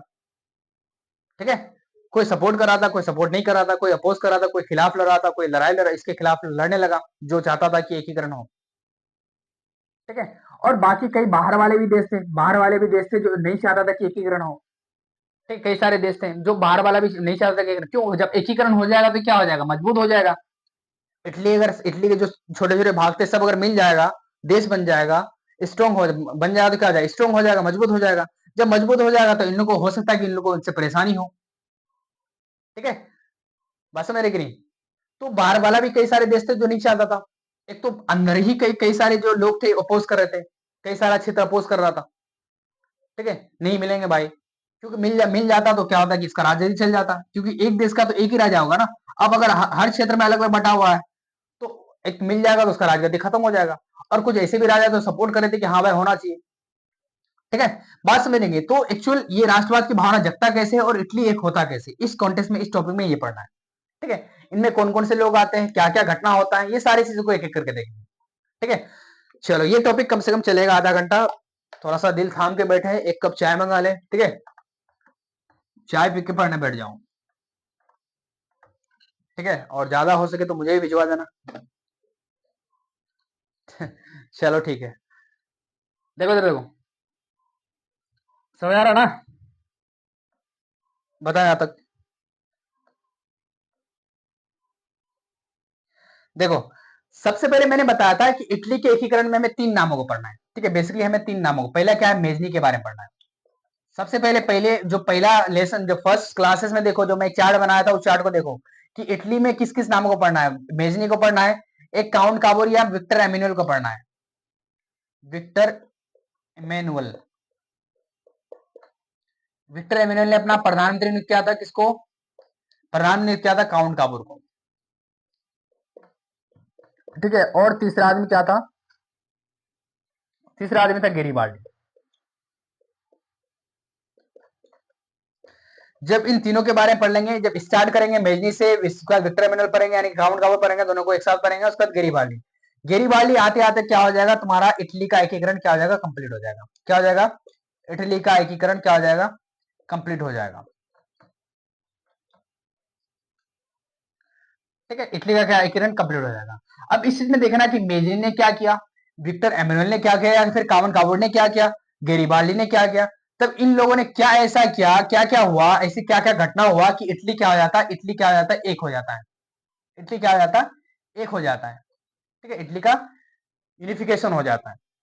आखिर क्या-क्या घटना हुआ, इन लोगों ने क्या योगदान दिया, इसने क्या स्टेप लिया, क्या किया, क्या हुआ, ये सारी चीजों को देखेंगे।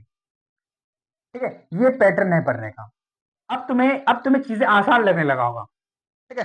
क्योंकि जब भी मैं माइंड में बताता हूँ, चैप्टर से पढ़ने से पहले, एक टॉपिक से को पढ़ने से पहले माइंड में बताता हूँ, तो टॉपिक आसान हो जाता है। अब मैं बता रहा हूँ कि तुम्हें इटली का एकीकरण कैसे हुआ था, तुम्हें किन-किन लोगों के बारे में पढ़ना है, मेजनी के बारे में पढ़ना है, गेरिबाल्डी और ये विक्टर एमेनुएल के बारे में पढ़ना है, फिर गेरिबाल्डी के पढ़ना है। अब तो तुम्हें समझ उसके बाद क्या होगा, इटली का इन तीनों के बाद क्या हो जाएगा, इन तीन के बाद इटली का एकीकरण हो जाएगा। तो अब तुम्हें दिमाग में आ जाए अच्छा ये 3 लोगों के बारे में पढ़ेंगे तो तुम्हारा इटली कंप्लीट हो जाएगा, या फिर उसमें देखेंगे कि उसने क्या किया, कौन सा घटना घटा, ऐसा क्या हुआ कि इसके इतना जल्दी यानी कि ऐसा क्या हुआ कि एकीकरण हो गया। ये सारी चीजों को देखा। अब इससे क्या होता है कि चैप्टर छोटा लगने लगता है। ठीक है? चैप्टर बहुत छोटा लगने लगता है। ठीक है? अब एक एक करके देखते हैं, मेजनी को देखेंगे, फिर इसको देखेंगे, फिर इसको देखेंगे। चलो मैं इसको क्लियर कर देता हूँ, ये माइंड में है, मैं ऐसे पहले जो फर्स्ट क्लासेस हुआ मैं इसको बता चुका हूँ। ठीक है? चलो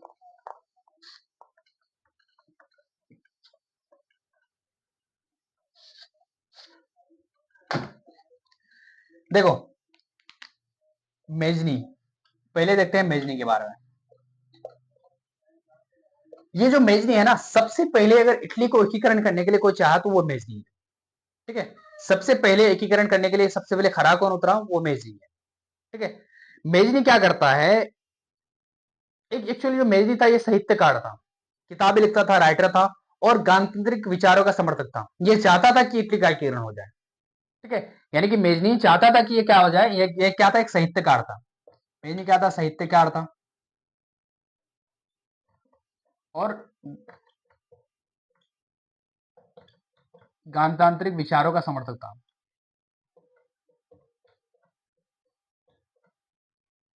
विचारों का समर्थक था, ठीक है। ये चाहता था कि लोग मतलब इटली इटली का एकीकरण हो जाए। अब मेजी के कॉन्टेक्स्ट में आपको कई सारी चीजें याद रखना है, ठीक है। कई दो चार पॉइंट्स है, उसको याद रखना है। दो चार पॉइंट क्या है कि इसमें ना, ये इसके बारे में एक चीज याद रखना है कि ये आपसे पूछ सकता है कि कार्बोनरी नाम का एक संगठन था, कार्बोनरी, कार्बोनरी एक संगठन था, ठीक है, संगठन था। और ये कैसा संगठन था, ये गुप्त संगठन था।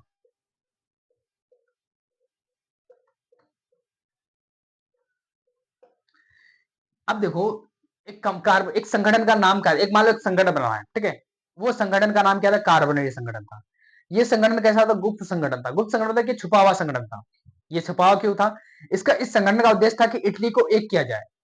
कार्बोनरी संगठन का उद्देश्य क्या था कि इटली को एक किया जाए, ठीक है। इसी उद्देश्य से क्या बना गया था, कार्बोनरी संगठन बना गया था, ठीक है। ये गुप्त क्यों था, क्योंकि उस समय जो इटली था ना, इटली में उस समय उस दौर में एक देश था जिसका नाम है ऑस्ट्रिया। जो ऑस्ट्रिया पहले हम देखे थे, ठीक है, ऑस्ट्रिया। जो ऑस्ट्रिया था ना, बहुत पावरफुल देश हो गया था, ठीक है। ऑस्ट्रिया क्या हो गया था, बहुत पावरफुल देश हो गया था। ऑस्ट्रिया का चांसलर कौन था, मेटरनिक था, ठीक है। तो ऑस्ट्रिया क्या था, बहुत पावरफुल देश था। तो ऑस्ट्रिया नहीं चाहता था, ऑस्ट्रिया नहीं चाहता था कि इटली का एकीकरण हो। क्यों नहीं चाहता था, क्योंकि बहुत बड़ा जमीन क्या था कि ऑस्ट्रेलिया, ऑस्ट्रिया जो है, ऑस्ट्रिया इटली का जमीन कब्जा किया हुआ था। ऑस्ट्रिया क्या था, ऑस्ट्रिया इटली का जमीन कब्जा किया हुआ था।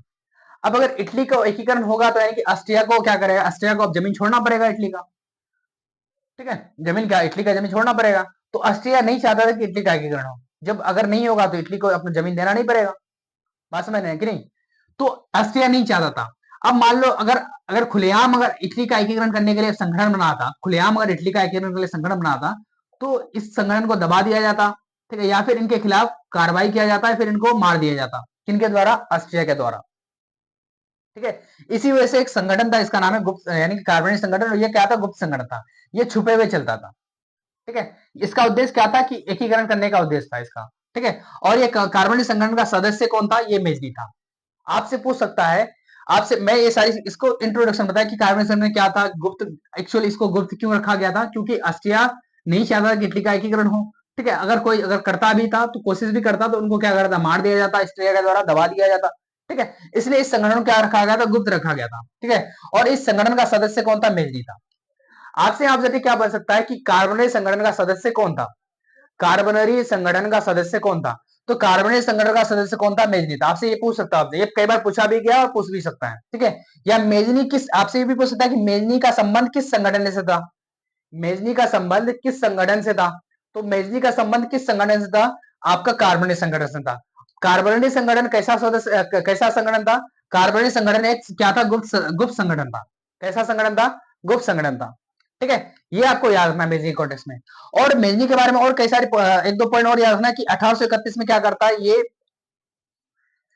एक ग्रुप बनाता है, ठीक है। एक ग्रुप बनाता है 1831 को यंग यूरोप, सबसे पहले बनाता है यंग इटली नाम से, ठीक है।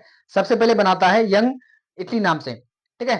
एक क्या बनाता है, एक ग्रुप बनाता है, एक नया संगठन, समझो एक नया संगठन खोलता है, ठीक, जिस संगठन का नाम है यंग इटली, ठीक है। कौन बनाता है, यंग इटली। कब बनाता है, 1831 को। यानी कि जो मेजनी है, मेजनी क्या करता है, 1831 को एक संगठन बनाता है। इस संगठन का नाम है यंग इटली। उसके बाद फिर 1834 ईस्वी को एक संगठन बनाता है, ठीक है। फिर 1834 ईस्वी को, कब, पहले 31 ईस्वी को, फिर 1834 ईस्वी को यंग यूरोप बनाता है। क्या बनाता है, यंग यूरोप बनाता है। दोनों का मकसद क्या, दोनों का मकसद क्या करना, लोगों को जगाना, लोगों के दिलों में राष्ट्रवाद की भावना भरना और एकीकरण कराना। दोनों का मकसद वही है, ठीक है। तो पहले क्या बनाता है, पहले 1831 में यंग इटली बनाता है। फिर 1834 को क्या बनाता है, यंग यूरोप बनाता है। आपसे पूछ सकता है कि यंग यूरोप की स्थापना किसने किया था, यंग यूरोप यानी कि यंग यूरोप संगठन का स्थापना किसने किया था, मेजनी ने किया था। या फिर यंग इटली का स्थापना किसने किया था? मेजनी किया था। ये पूछता कि मेजनी ने यंग इटली का स्थापना कब किया? मेजनी ने यंग इटली का स्थापना कब किया? 1831 ईस्वी को। मेजनी ने यंग यूरोप का स्थापना कब किया? 1834 ईस्वी को। तो आपको क्वेश्चन किस तरह भी घुमा सकता है, ठीक है। तो पहले याद ना कि अब बहुत सारे बच्चों को कंफ्यूजन रहता है कि पहले इटली बना कि पहले यूरोप बना, यंग इटली बना कि पहले यंग यूरोप बना। तो आपको याद रखना एक ट्रिक ये है कि इटली क्या एक छोटा है, इटली क्या एक देश है, यूरोप क्या एक महादेश है। तो पहले छोटा बना फिर बाद में बड़ा बना, पहले छोटा बना फिर बाद में बड़ा बना। तो यंग इटली क्या है? छोटा इटली क्या है? इटली क्या एक देश है, यूरोप क्या एक महादेश है। तो यानी कि इस कॉन्टेक्स्ट में याद रखना है कि पहले यंग इटली यानी कि छोटा बनेगा फिर बाद में बड़ा बनेगा, पहले छोटा बनेगा फिर बाद में बड़ा बनेगा। तो पहले यंग इटली बना जो छोटा है, फिर बाद में बड़ा बनेगा जो यंग यूरोप बनेगा, ठीक है। ये याद रखना तरीका है, ठीक है। यानी कि पहले छोटा फिर बाद में बड़ा। यंग इटली कब बना? 1831 को, फिर 1834 को यंग यूरोप बना। तो ये मेलनी के कॉन्टेक्स्ट में आपको कई सारी बातें करना। तो इस जब ये सारी चीजें बना रहा था तो जब ऑस्ट्रिया को पता चला तो ऑस्ट्रिया क्या करता है? इसका पीछा करने लगता है और फिर ये क्या करता है? फिर ये भाग जाता है, ठीक है, अपना जान बचाने के लिए भाग जाता है, ठीक है। आप बोलोगे इसका क्या योगदान है? लेकिन शुरुआत इसने किया। इसको मेजनी किससे क्यों पढ़ रहे हैं? क्योंकि इसको ये एक्चुअल मेजनी ने कोई काम नहीं किया, मेजनी ने कोई भी काम नहीं किया, मेजनी ने किसी भी मतलब किसी भी देश का किसी भी पार्ट का एकीकरण नहीं किया, ठीक है। मेजनी ने किसी भी पार्ट का एकीकरण नहीं किया, लेकिन मेजनी ने स्टार्ट किया, लोगों के दिल में डाला, राष्ट्रवाद की भावना को बढ़ाने का काम किया। सबसे पहले शुरुआत किसने किया? मेजनी ने किया, इसलिए मेजनी को पढ़ते हैं। लेकिन मेजनी ने एक्चुअल किसी भी पार्ट का एकीकरण नहीं किया, ठीक है। लेकिन मेजनी का अहम भूमिका बहुत ज्यादा है, भूमिका इसलिए ज्यादा है क्योंकि शुरुआत इसने किया। शुरुआत करने में आदमी का सबसे पहले रहता है, शुरुआत करने वाले का हिम्मत ज्यादा रहता है, ठीक है। तो शुरुआत किसने किया? मेजनी ने किया, ठीक है। तो मेजनी के कॉन्टेक्स्ट में याद रखना कि मेजनी किसका सदस्य था? कार्बोनेट संगठन का सदस्य था। कार्बोनेट संगठन कैसा अब ये पूछ सकता है आपके एग्जाम में, ये पूछ सकता है कि कार्बोनेट संगठन कैसा संगठन था? कार्बोनेट संगठन कैसा संगठन था? ये एक गुप्त संगठन था, छुपा हुआ संगठन था, ठीक है। आपको ये पूछ सकता है। उसके बाद क्या करता है? ये नहीं क्या करता है? यंग इटली नामक संस्था बनाता है, कब? 1831 को। फिर 1834 को क्या बनाता है? यंग यूरोप नामक संस्था बनाता है। तो ये मेजनी के कॉन्टेक्स्ट में पढ़ लिया। अब क्या पढ़ना है? तुम्हारा क्या नाम है? विक्टर एमेनुएल के कॉन्टेक्स्ट में पढ़ना है, ठीक है। बताओ यहां तक समझ में आएगी नहीं? एक बार कंफर्म करो, बताइए।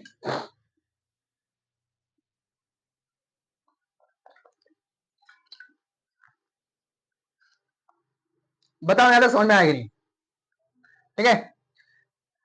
इटली का गिरन शुरुआत किससे की है? मेनी से की है। उसका किस संगठन से सदस्य था, ठीक है। उसका यंग इटली के बारे में देखे, यंग यूरोप के बारे में देखे, कब बना, किसने बनाया, ये सारी चीजें देखिए। बताओ, कंफर्म करो एक बार।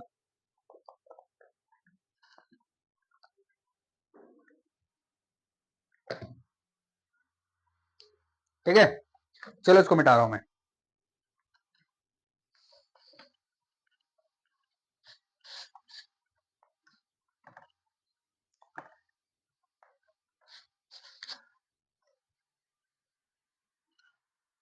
अगले टॉपिक को नेक्स्ट क्लास में देखें, क्योंकि टॉपिक थोड़ा सा लंबा ही है। क्या बोलते हो? क्योंकि ये अभी चलेगा कम से कम 20 आधा घंटा चलेगा ये टॉपिक। अगर मैं इस टॉपिक को स्टार्ट करूं तो आधा घंटा चलेगा, ठीक है। और ऐसे भी मुझे एक क्लास और लेना है चैप्टर का, ठीक है। तीन इस चैप्टर को 3 क्लासेस में पूरा किया जाएगा। एक क्लास तो हो चुका है, एक आज का क्लास, और एक क्लास और होगा, ठीक है। तो मुझे लगता है कि इस क्लास को नेक्स्ट क्लास में ही देखते हैं, तो फिर लंबा चल जाएगा,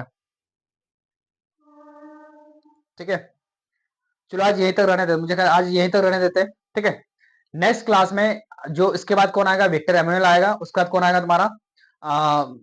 क्या बोलता है, गेरिबाल्डी आएगा, ठीक है। आज क्या पढ़े? फ्रांस के बारे में देखें, फ्रांस का तीनों क्रांति देखें। 1789 की क्रांति देखें, किसके टाइम में हुआ था? लुइस 16 के टाइम में हुआ था। किस वंश का था? बुर्बो राजवंश का था। उसके वाइफ का नाम क्या था? मेरी एंटोनेट नाम था, ठीक है।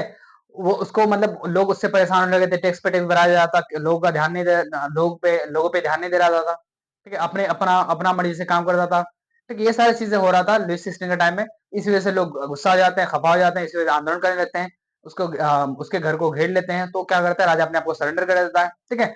तो उसको कैद कर लेते हैं। उसका फिर उसके 2 साल बाद क्या, यानी कि 2 साल बाद क्या होता है कि फ्रांस में संविधान लागू हो जाता है, ठीक है, संविधान बन जाता है। लेकिन फिर उसके 2 साल 1793 को दोनों को फांसी दी जाता है। किसको? लुइस 16 और मेरी एंटोनेट को। यानी कि उन लोगों को गिरफ्तार कब किया गया था? 1789 ईस्वी को, ठीक है। उसके बाद उसको फांसी का हुआ 4 साल बाद 1793 को, ठीक है। लेकिन 1791 को ही क्या बनता, वहां पे एक संविधान बन जाता है। ठीक है, 1791 से लेकर 1804 तक नेशनल असेंबली चलाता शासन, और 1804 से लेकर 1815 तक नेपोलियन बोनापार्ट चलाता है। ठीक है, नेपोलियन बोनापार्ट किस युद्ध में हार जाता है, वाटरलू के युद्ध में हार जाता है। ठीक है, इसमें जीतता कौन, ऑस्ट्रिया वगैरह और जो भी बाकी देश हैं, जर्मनी या ब्रिटेन वगैरह, वो सारे जीत जाते हैं। ठीक है, जब हार जाता है नेपोलियन बोनापार्ट तो उसको कहाँ कैद कर लिया जाता है, सेंट हेलेना नामक द्वीप में। ठीक है, सेंट हेलेना नामक द्वीप में। और उसी द्वीप में क्या होता है कि 1821 ईस्वी को नेपोलियन बोनापार्ट का देहांत हो जाता है। जब 1815 ईस्वी को वाटरलू का युद्ध हुआ तो एक समझौता होता उसी साल 1815 ईस्वी में। उस समझौते का नाम है वियना सम्मेलन या वियना कांग्रेस में होता है, या वियना कांग्रेस कहते हैं। ठीक है, क्या कहते हैं, वियना सम्मेलन कहते हैं या वियना कांग्रेस कहते हैं या वियना समझौता कहते हैं। ठीक है, आपसे पूछ सकता है कि वियना सम्मेलन कब हुआ था, 1815 ईस्वी को हुआ था। वियना सम्मेलन क्यों हुआ था, क्योंकि वाटरलू का युद्ध हुआ था और युद्ध के बाद समझौता होता है, इसलिए समझौता हुआ था, वियना सम्मेलन या वियना कांग्रेस हुआ था। ठीक है, उसी को दोनों कहते हैं। अब कोई भी मीटिंग होता है तो मीटिंग का कोई हेड होता है, तो इस मीटिंग का हेड कौन था, यानी अध्यक्ष कौन था, वियना सम्मेलन का अध्यक्ष कौन था, तो वियना सम्मेलन का अध्यक्ष था जो मेटरनिक था। मेटरनिक कौन था, मेटरनिक ऑस्ट्रिया का चांसलर था। कौन था, आपसे पूछता है कि ऑस्ट्रिया का चांसलर कौन था, ऑस्ट्रेलिया। ऑस्ट्रेलिया और ऑस्ट्रिया अलग है, ठीक है, याद रखना, बहुत सारे बच्चे कंफ्यूजन हो जाते हैं। ऑस्ट्रेलिया अलग है, ऑस्ट्रिया अलग है। तो मैं ऑस्ट्रेलिया एक कॉन्टिनेंट, महादेश है, ठीक है, कॉन्टिनेंट है। ठीक है, और ऑस्ट्रिया एक देश है, तो मैं ऑस्ट्रिया देश वाले की बात कर रहा हूँ, ऑस्ट्रेलिया। ठीक है, तो ऑस्ट्रिया का यहाँ पे चांसलर कौन है, मेटरनिक। पूछ सकता है कि ऑस्ट्रिया का चांसलर कौन था, तो मेटरनिक था। ठीक है, ये हो गया नेपोलियन बोनापार्ट। उसके बाद 1815 को नेपोलियन बोनापार्ट तो गिरफ्तार हो गया, तो वहां पे शासक कौन बनता है, फिर से बुर्बो राज का शासन शुरू होता है, जो पहले लुइस 16 के समय था, फिर से यानी कि बीच में खत्म हो गया था, फिर से क्या होता है, बुर्बो राज का शासन शुरू होता है। तो राजा कौन बनता है, लुइस 18। ये कब तक रहता है, 1824 ईस्वी तक। इसका एक काम याद रखना है कि समान नागरिक संहिता, इसका एक काम याद रखना क्या है कि लुइस 18 ने एक कानून लागू किया था, इसका नाम है समान नागरिक संहिता। आपसे पूछता है कि समान नागरिक संहिता किसने लागू किया था, लुइस 18 ने लागू किया था। ठीक है, उसके बाद आ जाते हैं 1824 ईस्वी के बाद। 1824 में क्या होता है, लुइस 18 का मृत्यु हो जाता है। ठीक है, 1824 के बाद कौन बनता है, चार्ल्स सेक्स बनता है। चार्ल्स सेक्स का अपना अपना एक राइट हैंड यानी कि पीएम नियुक्त करता है, इसका नाम है पोलिग्नेक। ठीक है, पोलिग्नेक भी, ये दोनों अच्छा आदमी नहीं था, खराब आदमी था, रूढ़िवादी राजा था। ठीक है, और महत्वाकांक्षी था, अपने अपनी इच्छा में जीता था। ठीक है, अपनी इच्छा के लिए काम करता था। ठीक है, अपनी इच्छा अनुसार। तो इससे इससे भी क्या होता है, लोग परेशान हो जाते हैं, तो इसी वजह से क्या करते हैं, फिर आंदोलन होने लगता है। ठीक है, जब आंदोलन हुआ तो फिर ये क्या करते हैं, गद्दी छोड़ के भाग जाते हैं। इसी घटना को दूसरी क्रांति बोलते हैं। और उसके बाद क्या होता है, यहीं से क्या होता है, बुर्बो राजवंश का शासन समाप्त हो जाता है।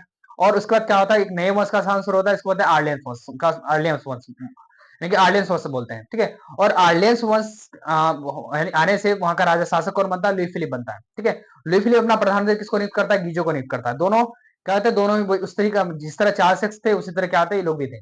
ठीक है, तो इसी वजह से धीरे धीरे क्या होता है कि फिर से देश का हालत खराब होने लगता है, देश चरमराने लगता है, अर्थव्यवस्था चरमराने लगता है, लोग परेशान, किसान परेशान। इसी वजह से क्या होता है कि लोग 22 फरवरी 1848 को एक बड़ा भोज का आयोजन करते हैं। भोज का आयोजन क्यों, इसको राजा को हटाने के लिए, लुई फिलिप को हटाने के लिए।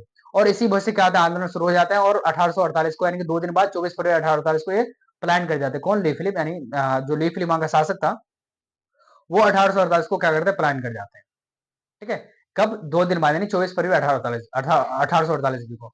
तो ये सारी घटनाओं क्या बोलते हैं, तीसरी क्रांति बोलते हैं। ठीक है, आई होप फर्स्ट क्रांति, दूसरी क्रांति, तीसरी क्रांति फ्रांस के कॉन्टेक्स्ट में आपको समझ में आ चुका होगा। ठीक है, उसके बाद अभी क्या देखे कि इटली के बारे में देख रहे थे। इटली छोटे छोटे भाग में बटा हुआ था, तो इटली में बटा हुआ था, तो इटली को एक करना ही एक करना चाहता था। कई लोग आए इटली में एक करने के लिए। अब एक कैसे होगा, एक होगा राष्ट्रवाद की भावना को जब जगाएगा, देश के प्रति प्रेम की भावना को जगाएगा, लोगों को लगने लगा कि हाँ यार, हमें एक हो जाना चाहिए। तो बहुत सारे लोग अपोज भी करने लगे, बहुत सारे राजा भी अपोज करने लगे, बहुत सारे लोग सहमति भी थे। बाहर विदेश वाला कई कई कई सारे विदेशी लोग थे, विदेशी जो स्टेट थे या फिर जो देश थे, वो अपोज भी कर रहे थे, कुछ सपोर्ट भी कर रहे थे। ठीक है, ये सारी घटना को देखेंगे, लेकिन पहले मेजनी के बारे में देखें, फिर विक्टर एमेनुअल के बारे में देखेंगे, फिर तुम्हारे गेरिबाल्डी में देखेंगे, फिर जर्मनी के बारे में देखेंगे, बिस्मार्क कैसे है, कैसा क्या सारे कॉन्टेक्स्ट है, सारे देखेंगे नेक्स्ट क्लास में, फर्दर क्लास में देखेंगे। ठीक है, आई होप यहाँ तक क्लासेस समझ में आ गया होगा। ठीक है, आई होप यहाँ तक समझ में आ गया होगा। ठीक है, ठीक है, मैं अपना पूर्ण प्रयास किया हूँ समझाने के लिए। आई होप कि मैं आप लोगों को समझ में आ चुका होगा। और कोई भी अगर डाउट हो, कोई भी क्वेरी हो, तो आप मेरे दिए गए नंबर पे आप व्हाट्सएप कर सकते हैं। ठीक है, या फिर जब डाउट सेशन लिया जाएगा तो आप उस डाउट सेशन में क्लियर कर सकते हैं। ठीक है, अभी मैं, क्योंकि मैं कमेंट सेक्शन में ध्यान नहीं देता हूँ। ठीक है, अभी मैं कमेंट सेक्शन सिर्फ ऐसे ही देख लेता हूँ, लेकिन मैं इतना गौर से या फिर मैं कमेंट सेक्शन एक एक चैट्स पढ़ता नहीं हूँ। ठीक है, क्योंकि पढ़ने के जब समय, क्योंकि अगर मैं चैट्स में ध्यान दूं तो फिर क्वालिटी कंटेंट नहीं दे पाऊंगा। ठीक है, क्योंकि दोनों एक साथ फिर लंबा क्लास, हाँ दोनों एक साथ हो सकता है लेकिन लंबा चल जाएगा, क्लासेस लंबा चल जाएगा, ठीक है। अब मैं चेयर्स देखने लगूंगा फिर पढ़ाऊंगा तो फिर ड्यूरेशन बढ़ जाएगा, हो सकता है कि 1 घंटे की जगह इसी चीज को पढ़ाने में मुझे 1.5 घंटे लग जाए, ठीक है। तो इसलिए मैं चीजों को नहीं देख रहा हूँ, ठीक है। चलो आई होप यहाँ तक समझ में, चीजों को समझ में आ गया होगा। आप अपने आप को शाबाशी दे कि आपने 1 घंटा बैठ के, हाँ, क्लासेस को पढ़ लिया। चाय वाय पिए, मस्त रहो, फिर से रिफ्रेश होकर फिर से पढ़ने बैठ जाओ। और किताब को धीरे धीरे पढ़ते चलो, जैसे जैसे टॉपिक क्लियर होते जा रहा है किताब को धीरे धीरे पढ़ते चलो, किताब को नेगलेक्ट नहीं करना है, ठीक है। चलो, बहुत सारे बच्चे होते हैं कि किताब नहीं पढ़ते हैं, लेकिन ये सबसे बड़ी गलती है, किताब जरूर पढ़े, ठीक है। चलो आई होप यहाँ तक समझ में आ गया होगा। धन्यवाद, आपका शुक्रिया, ठीक है। चलो, थैंक यू।